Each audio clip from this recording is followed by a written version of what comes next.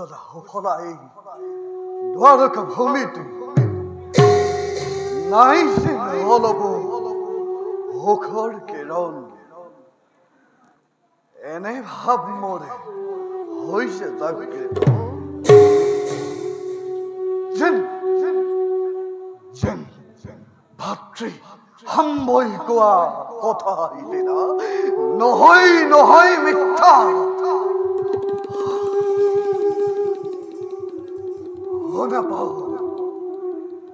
শুনা পাও আচ্ছাদিত ধুমুহাৰ ভিগন ৰণধ্বনি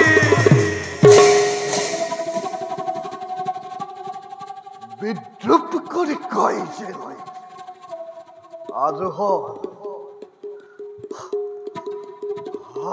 প্রদন্য আজ হতই কর্ম ফলর নাই নাই কৃষ্ণপুত্র প্রদন্যময় আসে মোর দুবাহুত হকতি আহে আহে যদি কঙ্কর ধোয়া হয় যদি আন্দোলিত আকাশে হয় যদি মুখরিত পতাকা শক্তি প্রয়োগরে হবাকে সন্তাপিত করি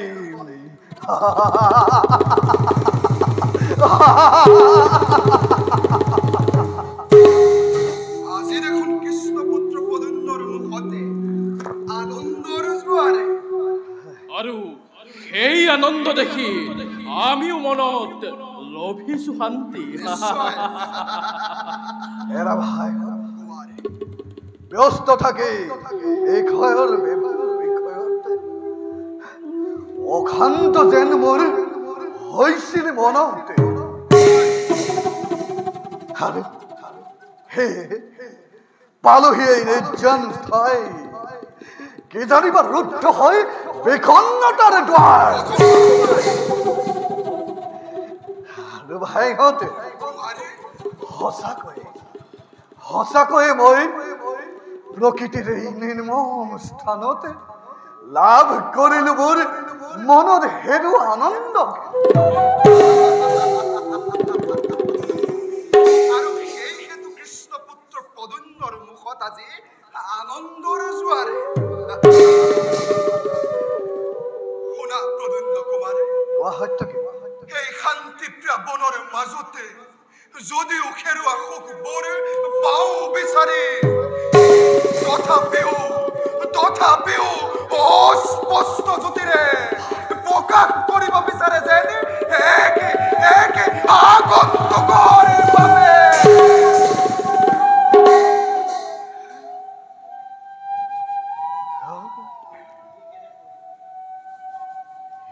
আহা ই কেনে পৰিহাসৰ কথা ভাই অতন্ত প্ৰহৰী যদুগণৰ স্বপ্নত আজি আকাশী ধুমুহা হেঁচা মাৰে মন কিন্তু মোৰ মনত অন্য এক কৌতূহল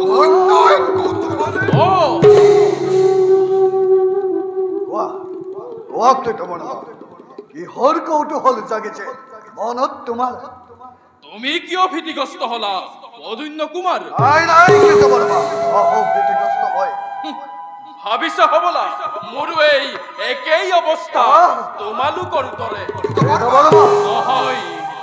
নহয় ভাই নাই মোৰ ভয় একোতে কিন্তু প্ৰত্যক্ষ কৰি মুনিগণৰ আগমন হে কৌতূহল মোৰ জাগিছে মনত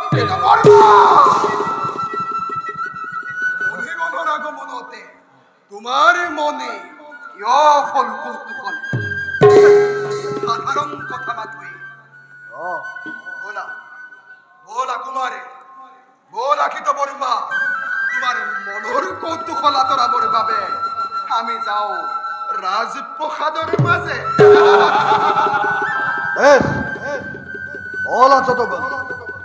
দেখুৱাটো কোনো পলমৰ কাৰণ আজ সভা কৰোঁ অন্বেষণ ওলা সকলো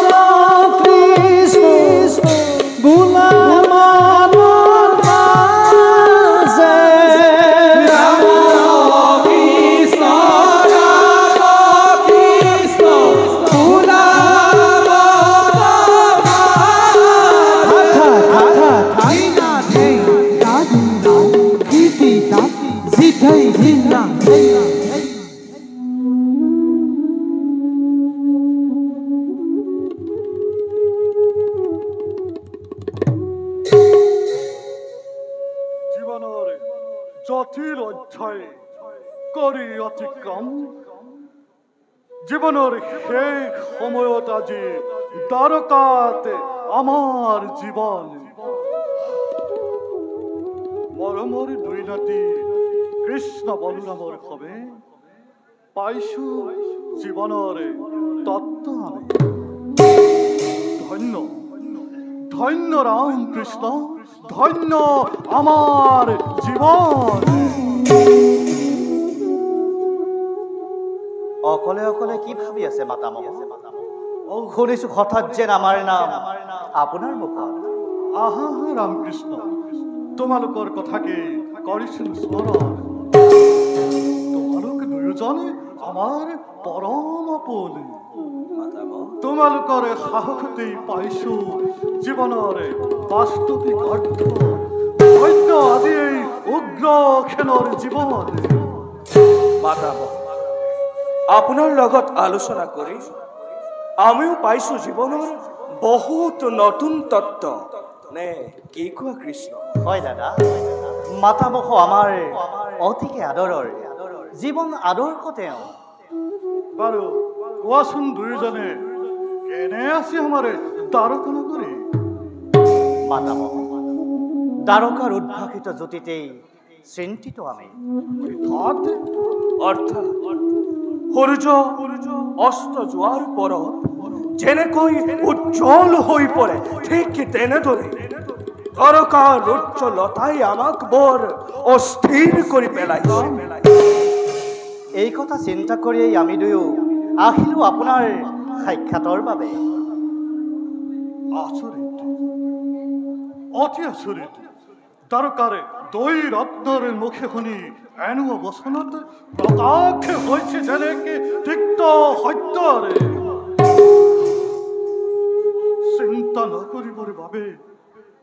চিন্তা নকৰিবৰ বাবে যদিও বা কৰিছো বাণীৰ প্ৰয়োগ, তথাপিতো কালৰ আদেশে মানি বিধিৰ বিধান বুলি কৰিব লাগিব আমি কৰ্তব্য জীৱনৰ। মাতামহে কিন্তু যোগ্য বাক্যৰে কৰিছে প্ৰয়োগ। অমৃতময় বাণী সাৰ কৰি যাম আমি কৰ্তব্য নিজৰ।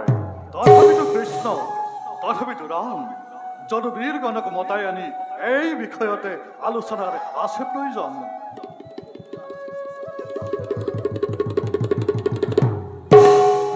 ৰামকৃষ্ণৰ ভক্তে জ্যেষ্ঠ উত্তৰখেনক কত কোটি প্ৰণাম। দাৰু, কিবা হেতু তোমাৰ হল আগমন? প্ৰভু, দাৰু, আপেক্ষিছে মণিকণ দ্বাৰকা অভিমুখে। যোৱা দ্বাৰো লৈ অহা মুনিগণক আদৰি সাদৰি। ভাল প্ৰভু। আৰু শুনাৰ আৰু তাৰ পাছত তুমি জনবীৰ গণৰ সমে কৰিবা প্ৰভীক্ষে আৰু আমাৰ পাছে আগমনৰ দিবাগৈ সংবাদ। ভাল প্ৰভু।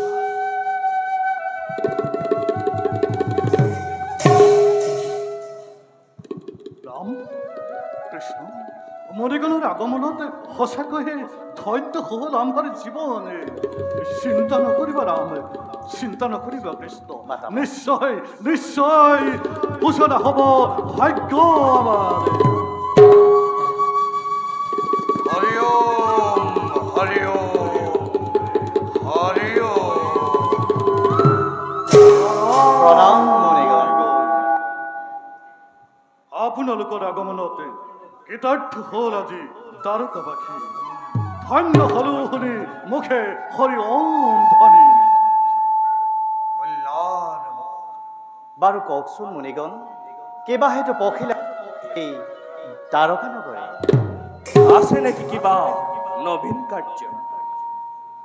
আপোনাৰ সকলোৰে জ্ঞাত যে মুনিগণৰ আগমনে কৰিষাই নানে কোনো নতুন উদ্দেশ্য, কিন্তু মুনিগণৰ আগমনে ঘোষণা কৰে নতুনত্বৰ। যুগে সিদ্ধি লাভ কৰো আমাৰ ব্ৰজীবন। প্ৰভুৰ ইচ্ছা মতে পিণ্ডাৰক তীৰ্থে লাগি কৰিবাক এক মহান কাৰ্য। নিশ্চয় মহাভক্তি যজ্ঞ পূৰ্ণ হলে আপোনালোকৰ মনৰ আশা সকলোবোৰ হ'ব পূৰণ। ধন্য হলো শুনি আপোনাৰ খবৰে মুখে এনে অমৃতময় বাণী। হয় মুনিগণ, উপস্থিত থাকি আপোনা খবৰ যজ্ঞৰ কাৰ্য কৰি যাম আমি আমাৰ কৰ্তব্যৰ পালন। কিন্তু কিয় আজি চিন্তিত দেখিছো দ্বাৰকাপতি কৃষ্ণ? কোৱা কৃষ্ণ, হৈছে নেকি আমাৰ কিবা অপৰাধ? অপৰাধী সজাই আমাক মুনিগণ? মুক্তিৰ মহান যজ্ঞ নিশ্চয় আপোনালোকৰ হ'ব সফল। আমিও কৰি যাম ইয়াতে যথা বিহিত কাৰ্য। যদুবংশৰ ঘৃতাহুতিতেই পূৰ্ণ হ'ব আপোনালোকৰ মুক্তিৰ মহান যজ্ঞ। ধন্য ধন্য কৃষ্ণ, বাক্য ৰাখি যজ্ঞ স্থানত সভা উপস্থিত। বলক মুনিগণ, আমিও যাওঁ এবে পিণ্ডাৰক তীৰ্থে। জয়স্তু জয়স্তু যত দ্বাৰকাবাসী, জয়স্তু জয়স্তু সেই উগ্ৰসেন, জয়স্তু জয়স্তু কৃষ্ণ বলৰাম। হৰি ওম হৰি ওম হৰি ওম।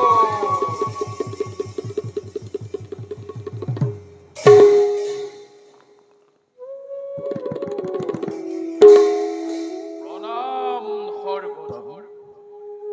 জনগণ, দেখিলা নহয় তোমালোকে মণিগণৰ আগমন? তাকেতো পিতামহ, প্ৰত্যক্ষ কৰি মুনিগণৰ আগমন এক কৌতূহল মোৰ জাগিছিল মনত। সেই হেতু আপোনালোকক কৰো দৰ্শনে এই বিষয়ত অধিক জানিবৰ বাবে। শুনা জনগণ, আহিছিল মুনিগণ আমাক যজ্ঞৰ বাবে কৰিব নিমন্ত্ৰণ। গতিকে যাব লাগিব সকলোটি যজ্ঞৰ স্থলীলৈ। ঠিক আছে বেটা, উপস্থিত থাকিম আমি যজ্ঞস্থলী। কিন্তু শ্ৰেষ্ঠজন, আপোনাৰ খবৰে নিৰ্দেশ কৰিবহে আহিছিলো আমি, উপস্থিত থাকি কৰিবলৈ সাক্ষা। দ্বাৰকাৰ বুকুত দেখি চিন্তাৰ কাৰণ কৃষ্ণ বলৰামৰ সবে কৰিছিলো একে আলোচনা বিশেষ। সেই হেতু তোমালোককে আনিলো মতাই। চিন্তা নকৰিবা জ্যেষ্ঠজন, প্ৰয়োজনত আছো আমি সকলো একগোট হৈ। দ্বাৰকাৰ নিশ্চয় নহব অমংগল। হয় জ্যেষ্ঠজন, থাকিম আমি সকলোতে যাদৱ একত্ৰিত হৈ নকৰিব চিন্তা। তেনেহলে আৰু চিন্তাৰ নেদেখু কাৰণ যদুগণ বয়সে উপযুক্ত নিশ্চয় নিশ্চয় কৰিব তেওঁলোকে নিজৰ কৰ্তব্যৰ পালন। তেন্তে বলা দাদা, যাও আমি আপুৰ স্থানে। বলা হকুল। কালৰ নিৰ্দেশ মৰ্মে চলিব এই ধৰা, আমি মাত্ৰ নীৰৱ দৰ্শক। বলো ৰামকৃষ্ণ।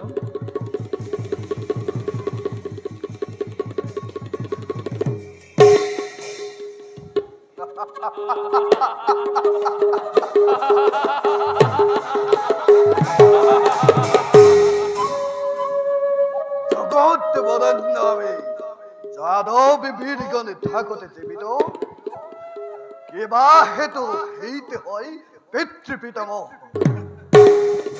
ওরা যদুবীরগণ প্রয়োজনতে প্রকাশ করিম আমার বীরত্ব আর সামর্থ্য। প্রদন্য কুমার, বাহ, যজ্ঞৰ সম্পৰ্কতে কিবা কবা তুমি? যজ্ঞ যজ্ঞ কৰে লেখিমণি কোনে আৰু আৰু উপস্থিত থাকিব লাগে আমি। কি জানে আমাতকৈ বেছি সিহঁত বোলে সৰ্বজান্তা। মিছা কথা। এই মানৱৰে ভ্ৰান্ত ধাৰণা মাথো।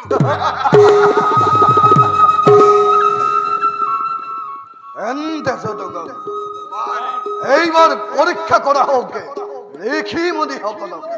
নিশ্চয় কুমাৰ।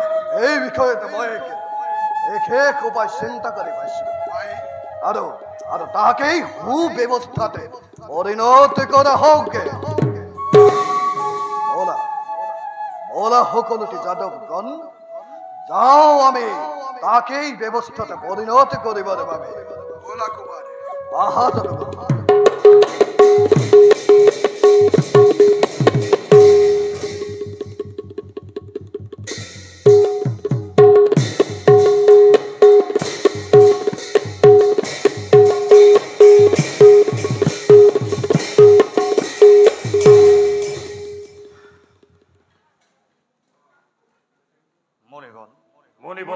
আহি আহি উপস্থিত হলো আমি পেন্দাৰ তীৰ্থে।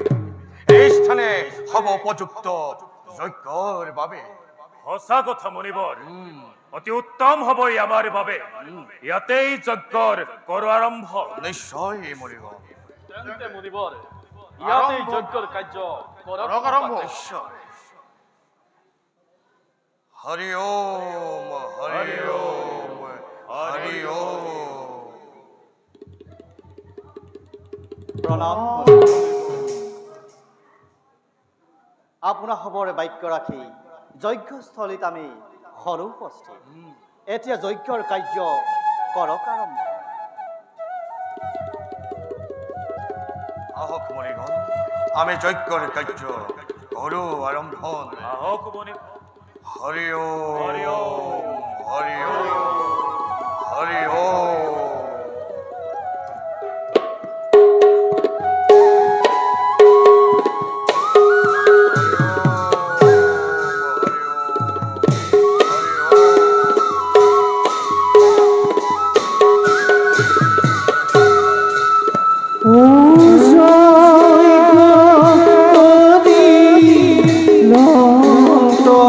দেখা যত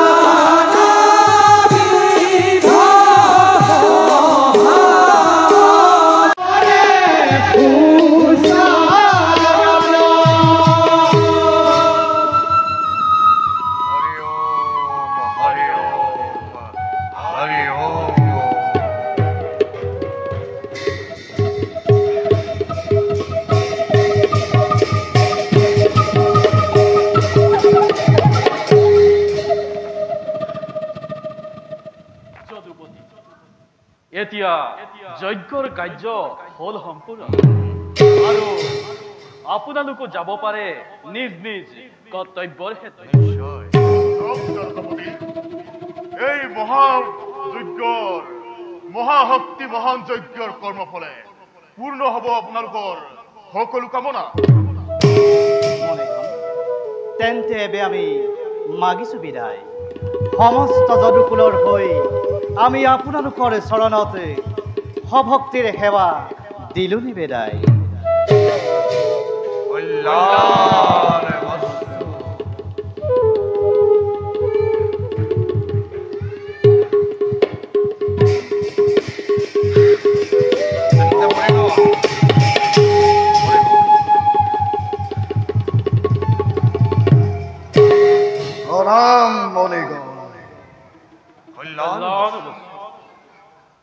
পলম কৰিলে যদুগণ যজ্ঞৰ কাৰ্য ইতিমধ্যে হল সম্পাদন হয় মণিগণ সেই কাৰ্য কৰোঁতে সমাধান আমাৰ হল পলম মণিগণ এক অতি মহা সংকটত পৰি চাপিছো কাষ নকলা কৰিবনে বাৰু উদ্ধাৰ আমাৰ তোমাৰ হবক উদ্ধাৰ কৰাই আমাৰ প্ৰধান উদ্দেশ্য প্ৰকাশ কৰা যদুগণ নিৰ্ভয় মনেৰে তোমালোকে সকলো প্ৰকাশ কৰা নিশ্চয় শুনিব পাওঁ লোকৰ মুখে আপোনালোক বোলে সৰ্বজন্তা আছে নেকি কিবা ইয়াতে সন্দেহ আপোনালোকলৈ আমাৰ কৈ বোলে পৰম জ্ঞানী ইচ্ছা কৰিলে প্ৰমাণ কৰি চাব পাৰে প্ৰমাণ নহয় বলিবৰ লাগে সমিধান ব্যক্ত কৰা তোমালোকৰ উদ্দেশ্য মণিগণ এই আমাৰ অতিকে আপোন ভগিনী সন্তান সম্ভৱ আৰু মণিগণ তাৰে বিক্ষিপ্ত সংবাদ তাৰে সমিধানে বিচাৰি আহিছো আপোনালোকৰ পাখি যি সমিধান কেৱল আপোনালোকৰ বাবেহে সম্ভৱ ব্যক্ত কৰে যদুবীৰ কেনেকৈ ব্যক্ত কৰিম অবিষ্ট মনৰ লাজে যেন দহে মোৰ সৰ্বপ্ৰাণ নোৱাৰো প্ৰকাশ কৰিব মই আপোনাৰ খবৰ আগত জ্যেষ্ঠ ভাতৃ পদ্যুম্ন কুমাৰ তুমিয়েই প্ৰকাশ কৰা মুনিগণৰ আগত মোৰ অন্তৰৰ কথা আমাৰ সন্মুখতে নকৰিবা ভয় আমি হবে যথোচিত প্ৰস্তৰ দেৱ সমিধান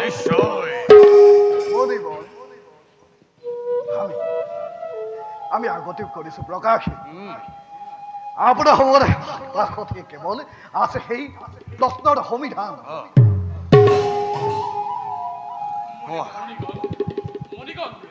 জন্মিব পুত্ৰ কিম্বা পুত্ৰী এই কথা জানিবৰ বাবে ব্যাকুল আমাৰ ভনীতি ইয়াৰ একে সমিধান দিয়ক মুনিগণে নহলে যে আমাৰ ভগ্নী থাকিব সদায় ব্যাকুলিত মনে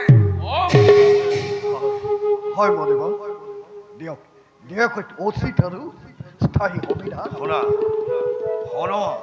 শুনা যদুবীৰগণ এই কাৰ্য আমাৰ বাবে অতিকে সহজ তুমিও চিন্তা নকৰিবা ৰমণী ধ্যান কৰি এটি মুহূৰ্ততে ব্যক্ত কৰিম তোমাৰ হ'ব সবাৰে প্ৰশ্নৰ সমিধান মাত্ৰ অন্তে সময় অপেক্ষা কৰা আহক মণিগণ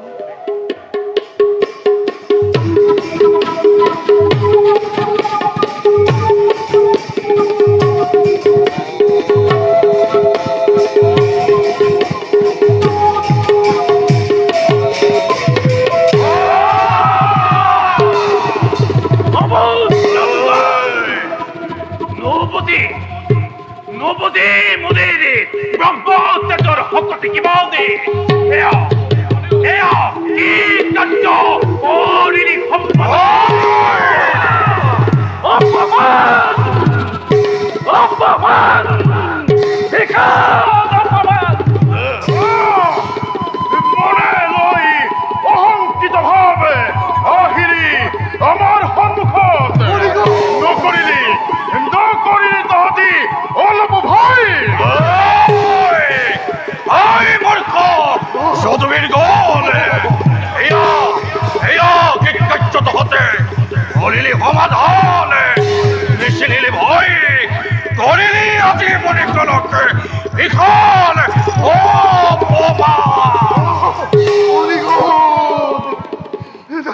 ক্ষমা করো মণিগণ, ক্ষমা করো, নকরিব অভিশাপ প্রদান মণিগণ, ক্ষমা করো।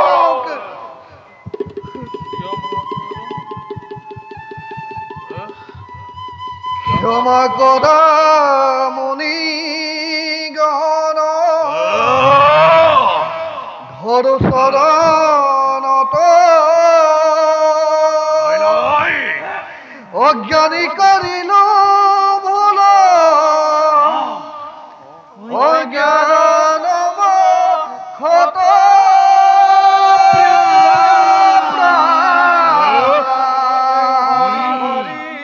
হরি হরি হরি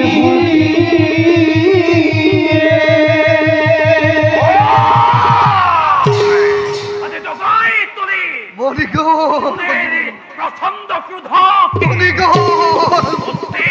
কর্ম যদুগণে ন করিলি আজি নিশিনিলি তহতে মনে রোজান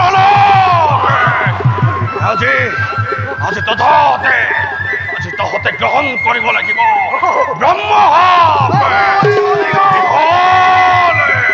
বিখন করিলি তহতে অপমান দিছো তহতকে আর কিবা জন্মিবে মুখ লেক মহা লুহাময় যদু কুলক করিবে ক্ষয়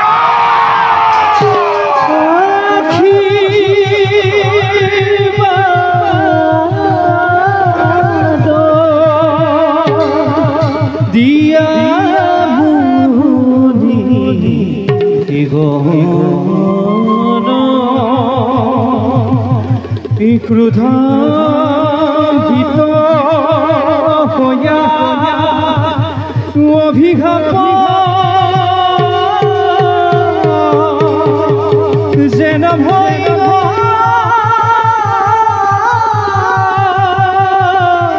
যদু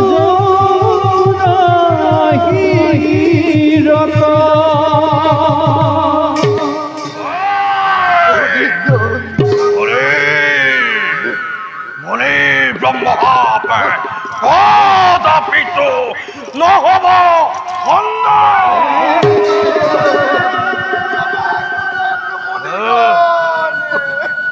ক্ষমা কৰক মুনিবৰ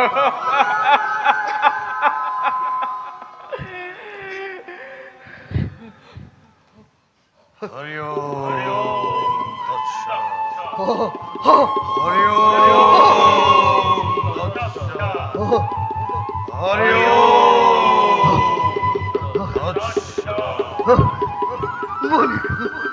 দেখালো তোমালোকে মনে কৰা অপমানৰে কি ভিখনে পৰিণতি হ'ব পাৰে হয় যদুবীরগণ করিলা যে মরিগণক কত অপমান কিন্তু জগতেও জানক কিহর ভাবে যদু বংশর হব না জগতেও জানক কিবা হেতু আরম্ভন হলে যদু বংশর না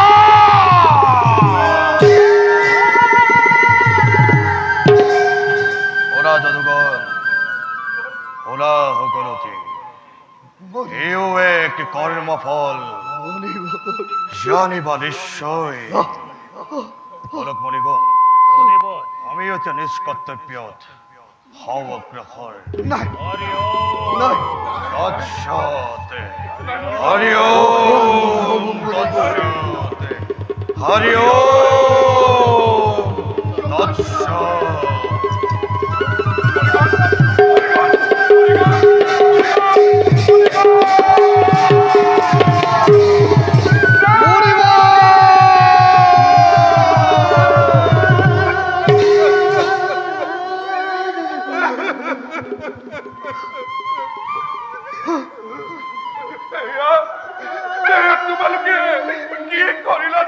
গ'ল কি কৰিলা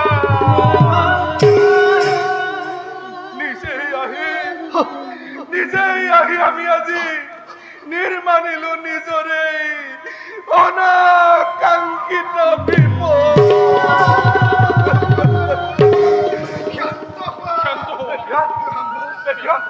এতিয়া আমাৰ কি হব অ ভাই এতিয়া আমাৰ কি হব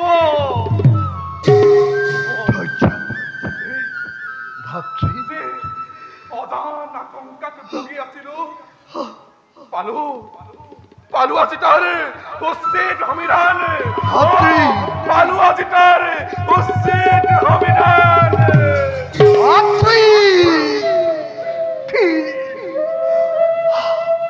স্থিৰ হোৱা ভাতৃ মোৰে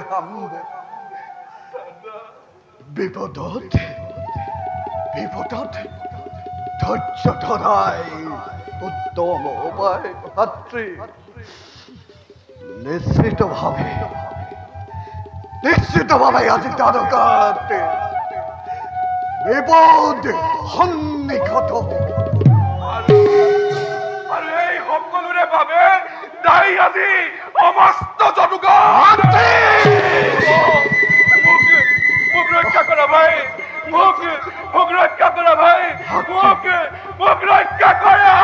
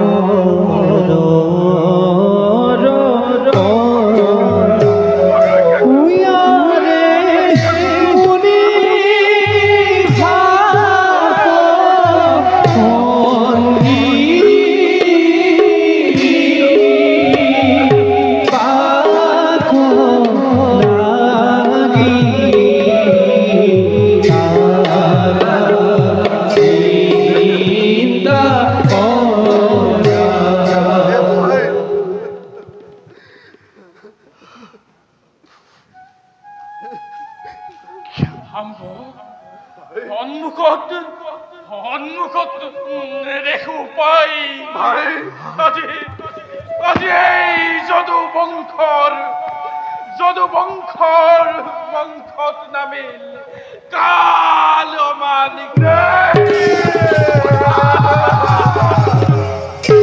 আছে ইয়াৰে কি উপায়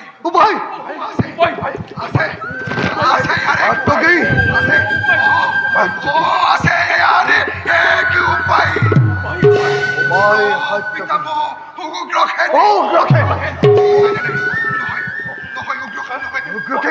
উগ্ৰখেনেই হ'ব শ্ৰেষ্ঠতম উপায় উগ্ৰখেনে ইয়াৰ এটা উপায় দিব পাৰিব বলা কুমাৰী আমি উগ্ৰখেনৰ পাশে যাওঁ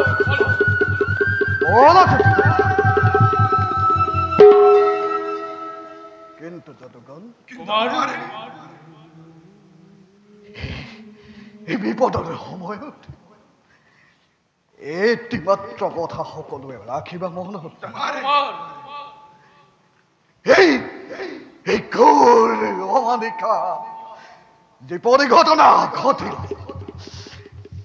আছিল আমাৰ মাজতে আবদ্ধ থাকে যদুগণ পিতা কৃষ্ণ আৰু শ্ৰেষ্ঠ পিতা কোনো ক্ষণে যেন নাপাই বাতৰি আৰু শুনা যদুগণ এই ক্ষেত্ৰত আমি বদ্ধপৰিকৰ হ'ব লাগিব নিশ্চয় কুমাৰ অতি গোপনে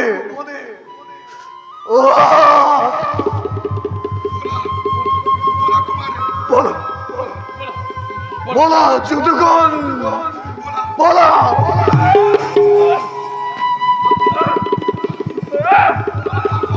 Come on!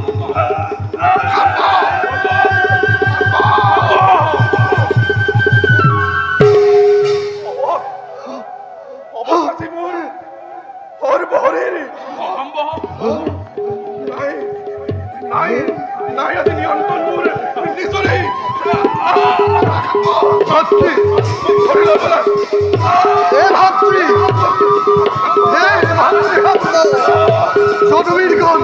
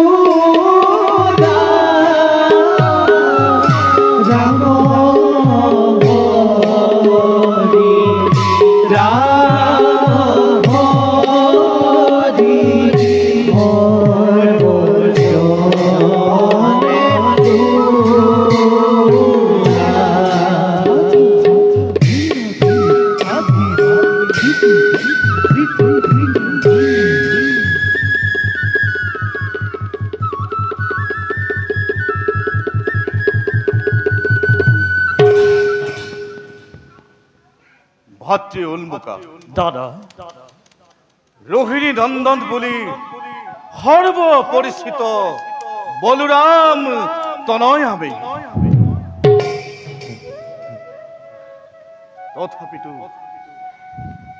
তথাপিতো আমি পিতৃৰ বীৰ্য কৰিছো ধাৰণ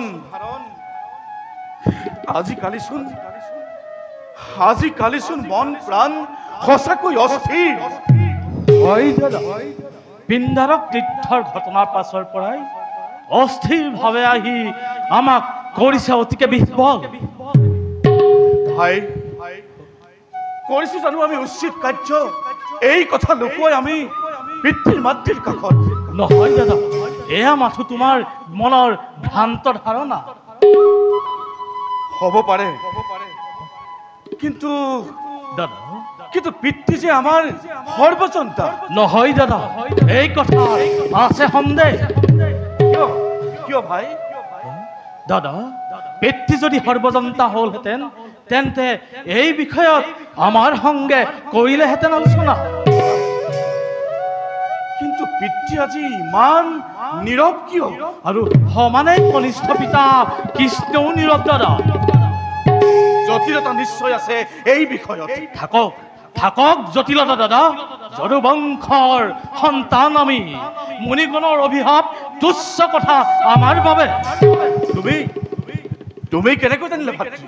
দাদা, এই বিপদ কালত নহলে নিশ্চয় পিতৃয়ে আমাৰ কাষত থাকিলহেঁতেন দাদা। তেন্তে কওঁ নেকি এই কথা পিতৃ মাতৃৰ আগত? সাৱধান দাদা, যদুগণৰ পচন্দ আদেশ এই কথা ব্যক্ত নকৰিবৰ বাবে।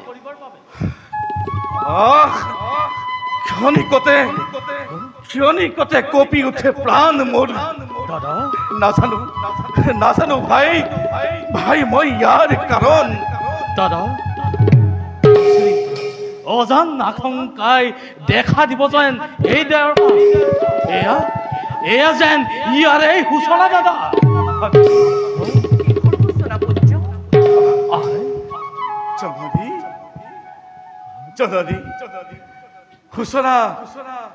সূচনা আমাৰ মাতৃৰ প্ৰতি থকা দায়বদ্ধতা।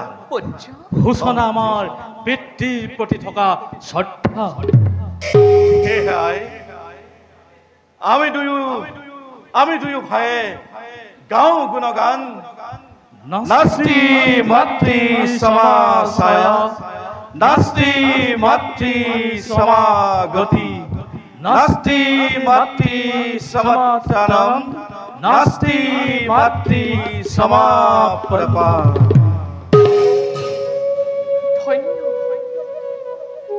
ধন্য পুত্ৰদয় মোৰ। মাতৃ মাতৃৰ আশীৰ্বাদে নিশ্চয় তহঁতৰ মংগল হ'ব। কিন্তু কিয় দেখো তহঁতে মুখ মণ্ডলত আজি অস্থিৰতাৰ ছায়া। নাই মাতৃ, কতা অস্থিৰতা? এয়া তোমাৰ ভ্ৰান্ত ধাৰণা। মাতৃ মই তহঁতৰ নিশ্চয় বুজি পাওঁ। অবুজ বেদনা হাস্য বিষাদৰ কাৰণ মুখ প্ৰত্যক্ষ কৰিয়ে তোমাৰ সন্তান আমি, কিবা হেতু ল'ম মিথ্যাৰ আশ্ৰয়। মাতৃ তুমি নিশ্চিন্ত থাকা মাতৃ।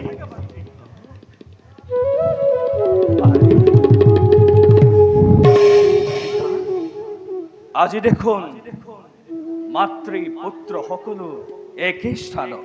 পিতা আমাৰ সেৱা গ্ৰহণ কৰা পিতা।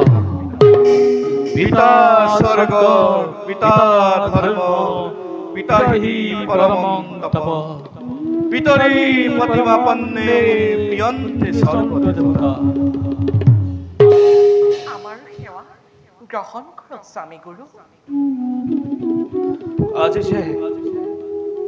আজি যে তোমালোকক আশীৰ্বাদ দিবৰ বাবে মোৰ হাতত একোৱেই নাই পিতা। এয়া আপোনাৰ কেনে আচৰণ পিতা? একো অমূলক নহয়, এয়াই সত্য বাস্তৱ জীৱনৰ পিতা।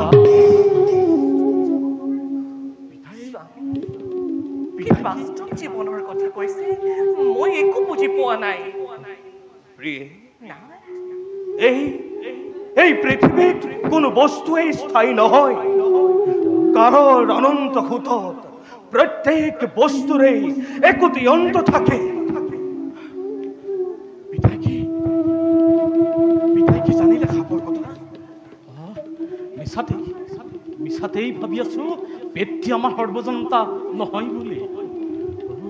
বাচাও পিতা পিতা কালি মোৰ স্বপ্নত এক দিব্য পুৰুষে আহি কৈ গ'ল পিতা কালৰ অনন্ত গতিক কোনেও ৰুদ্ধ কৰিব নোৱাৰে পিতা অৰ্থাৎ আপুনি কি বুজাব বিচাৰিছে স্বামী কালৰ গতি আৰু প্ৰকৃতিৰ নিয়মৰ লগত আপোনাৰ সম্পৰ্ক কি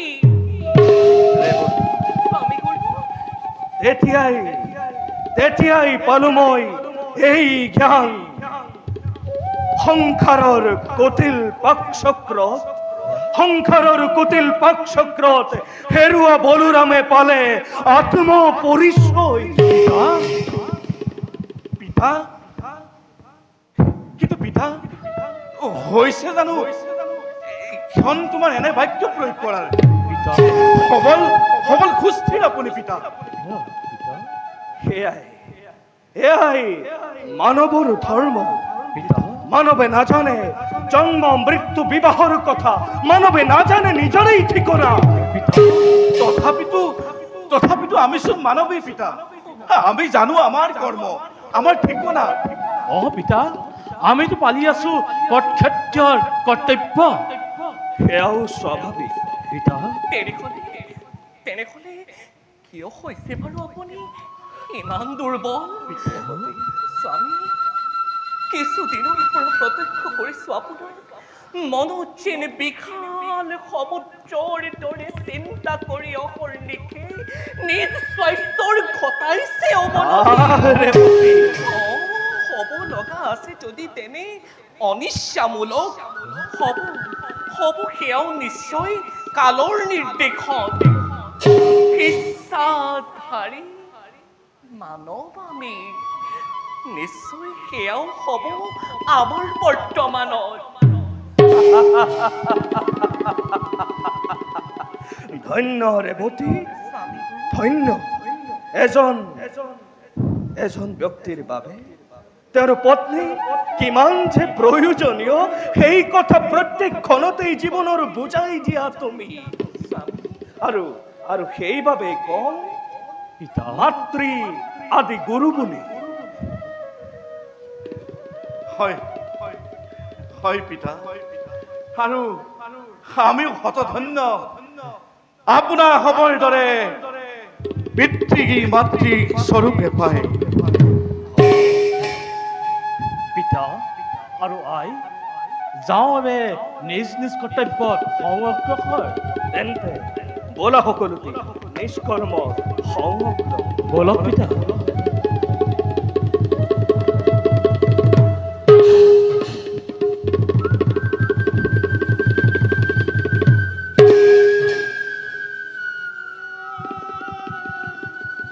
যদিও বা সহায় হওঁ পত্নী আৰু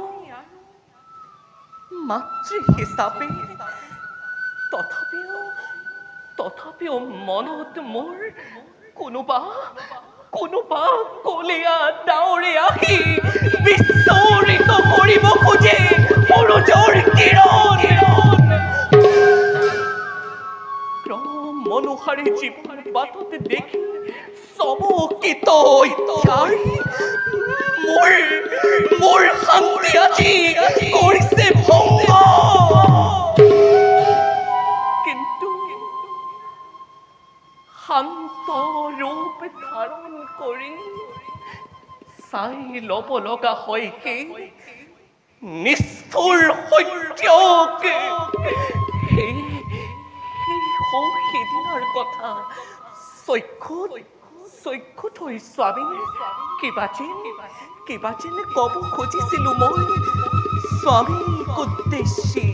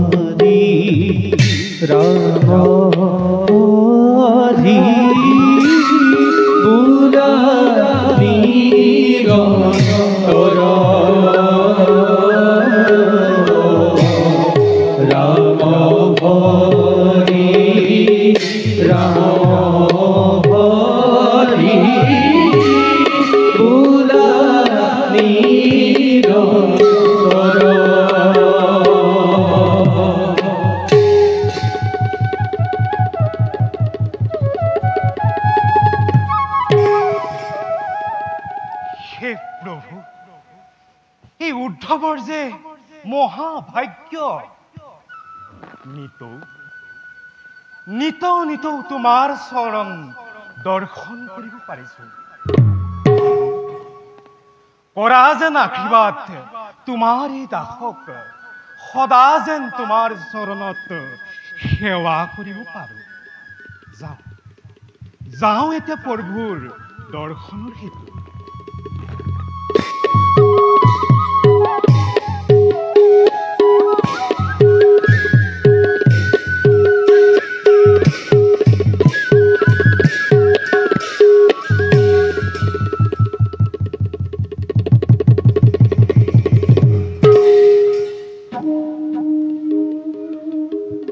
চক্ষুৰ আগত দেখি নানা অমংগল ভাৱ হৈছে মোৰ মনতে।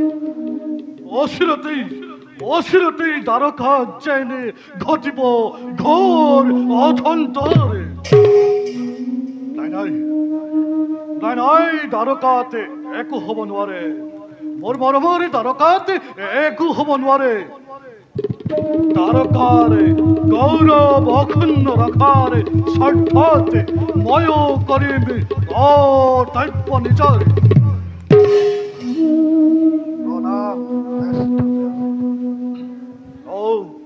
যাদুবীৰগণ, হঠাৎ তোমালোকে এনেদৰে আহিলা আৰু তোমাৰ হাততে লোহাময় কিটো?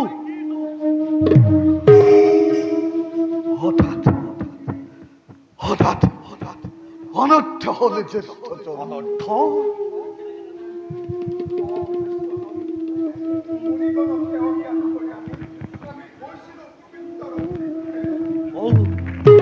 তাৰ মানে মণিগণৰ আগমন বৃথা হোৱা নাই? নিমত কিয় যাদুগণ, নিমত কিয়? সকলো বিৱৰি কোৱা। আমি পাপী সবে বুজিবৰ বাবে মুনিগণৰ তপস্যা। নাৰী ৰূপে সাজি লৈ এই অভগা হাম্বকে বান্ধিছিল এক মুখল আমাৰ গৰ্ভত। আৰু ক্ৰোধান্বিত হৈ মুনিগণে আমাক দিলে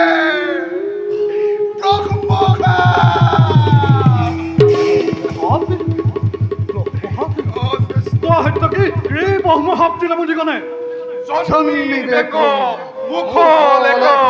মহালোহাময় সৰ্ব যদুকুলক ইটো কৰিব ক্ষয়।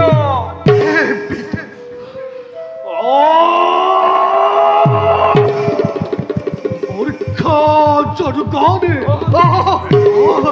এয়া তহঁতি কি কাৰ্য কৰিলি?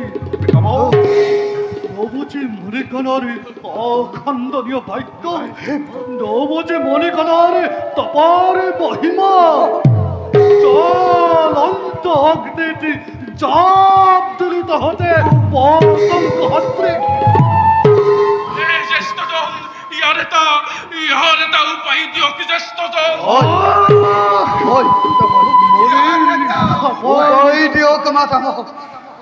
মুনিৰ খাবৰ পৰা মুক্তি দিয়াৰ শক্তি যে মোৰ নাই, এই কথাটো নহয় নে তহঁতি? মহামণ্ডমতী আমি আমাক ক্ষমা কৰক পিতাম।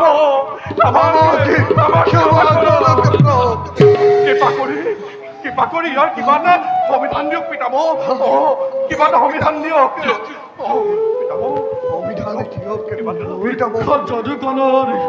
মূৰ্খ যাদুগণৰ কাৰ্যৰ ফলতে যদুবংশৰ ধ্বংসৰ কাৰণ উৎপন্ন।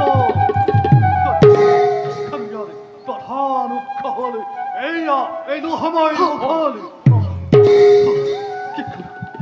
কি কৰো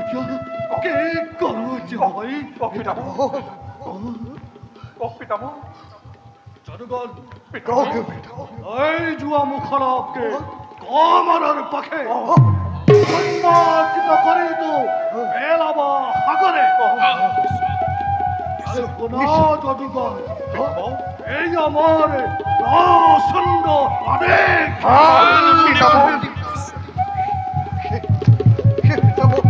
আপোনাৰ ৰাজ্য এটাই